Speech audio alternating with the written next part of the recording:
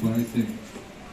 মই আহি থকা দিনত আমাৰ ৰাইজৰ নিশ্চয় আশাখিনি আৰু কিছু সজীৱ হ'ব আৰু এনেকুৱা ধৰণৰ সাধাৰণ যিবিলাক পাৰ্টত পেচেণ্ট আজিও চিকিৎসাৰ অভাৱত ৰৈ আছে তেওঁলোকে নিশ্চয় ইয়াত আহি সেইখিনি সুবিধা ল'ব পাৰিব। আগত আমাৰ গুৱাহাটীত নৰ্থ-ইষ্টত বহুত পেচেণ্ট আছিল যদিও বহুত বেছি ভাল ট্ৰিটমেণ্টখিনি নাছিলে আৰু বিশেষকৈ ইয়াত অসুবিধা আছিল পৰীক্ষা নিৰীক্ষাত বহুত সময় গুচি যায়। সেই সময়খিনি গুচি যোৱাৰ কাৰণতে পেচেণ্টজনৰ অৱস্থা আৰু বেয়া হৈ যায়, কাৰণ কেঞ্চাৰত ষ্টেজবিলাকৰ অনুযায়ী ট্ৰিটমেণ্টবিলাক হয়। যেতিয়া বেছি হয় সেইটো আৰু ভাল হোৱাৰ সম্ভাৱনাটো কম থাকে। আজি কেঞ্চাৰক আমি সম্পূৰ্ণ জয় কৰিব নোৱাৰিলেও কেঞ্চাৰৰ যিটো আগ্ৰাসন সেইটো কিছু হ'লেও ৰোধ কৰিব পৰা গৈছে। হয়, আজি চৰকাৰৰ যিখিনি ব্যৱস্থা আছে গোটেইখিনি সম্ভৱ নহয়, তথাপিতো তাৰ মাজতে যিমানখিনি সম্ভৱ হয় সেইখিনি নিশ্চয় কৰা দৰকাৰ আছে। আৰু আহি থকা দিনত আপোনালোকক উৎসাহ দিয়াৰ কাৰণে বা আৰু যদি তেনেকুৱা চৰকাৰী কিবাকিবি আৰু সুবিধাখিনি থাকে আমি নিশ্চয় সেইখিনি কাৰণে যিখিনি কৰাৰ দৰকাৰ আছে আমি কৰি দিম। আৰু আমাৰ পৰিয়ালৰ যিসকল লোক আছে বা আদাৰ পাৰ্টতো এনেকুৱা ধৰণৰ যদি কোনোবা পেচেণ্ট আছে নিশ্চয় আমাৰ কৰ্তৃপক্ষৰ যোগাযোগবিলাক আপোনালোকে ৰাখিব, তাত আপোনালোকে নিশ্চয় এই সুবিধাখিনি পাব। মই আগতে বহুত পেচেণ্ট পাইছিলোঁ।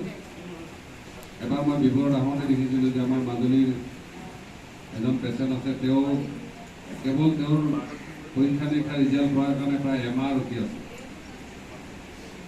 আৰু কেঞ্চাৰ এমাহ নহয়, 2 দিন বেছি হ'লেই সমস্যা। আমি নিজৰ ঘৰৰ হয়ে বাই থকা মানুহসকল বা পৰিয়ালৰ মানুহবোৰো দেখিছোঁ এই সময়ত কেনেকুৱা ধৰণে তেওঁলোকে জীৱনটো হেৰাই পেলোৱা আছিল। গতিকে আজি ইয়াত যিসকল ট্ৰিটমেণ্ট কৰি আছে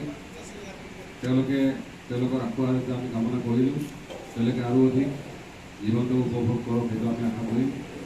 কথা হ'ল আমি কেঞ্চাৰৰ লগত কোনো কাৰণে হাৰি যাব নালাগে বা তাক পৰাজয় কৰাৰ কাৰণে অকল ট্ৰিটমেণ্ট নহয়, আমাৰ যিখিনি সাহস দৃঢ়তা দৰকাৰ হয়, প্ৰত্যয় দৰকাৰ, এইখিনি নিশ্চয় দৰকাৰ আছে। গতিকে আজি আৰু নিশ্চয় ইয়াত বহুত বেছি ক'বলগীয়া নাই। মই পুনৰবাৰ আমাৰ যিসকল ডক্টৰ বা যিসকলে এটা টিম হিচাপে কাম কৰি আছে তেখেতসকলক মই ফালৰ পৰা আন্তৰিক শুভেচ্ছা জনাইছোঁ। আৰু আমাৰ নিৰ্বাহী কৰ্তৃপক্ষ তেওঁলোকে ইমানখিনি সমস্যা জটিলতাৰ মাজত বা এটা সৰু এৰিয়াৰ ভিতৰত ইনফ্ৰাষ্ট্ৰাকচাৰৰ ভিতৰত যিখিনি কৰিছে আহি থকা দিনত তেওঁলোকে নিশ্চয় আৰু অধিক সেৱাৰ মনোবৃত্তিৰে আৰু আগবাঢ়ি যাব সেইখিনি আশা ৰাখিছোঁ। পুনৰবাৰ ইয়াত উপস্থিত থকা আটাইলৈ মই আন্তৰিক শুভেচ্ছা জনাই মই ক'বলৈ কৈছোঁ। ধন্যবাদ।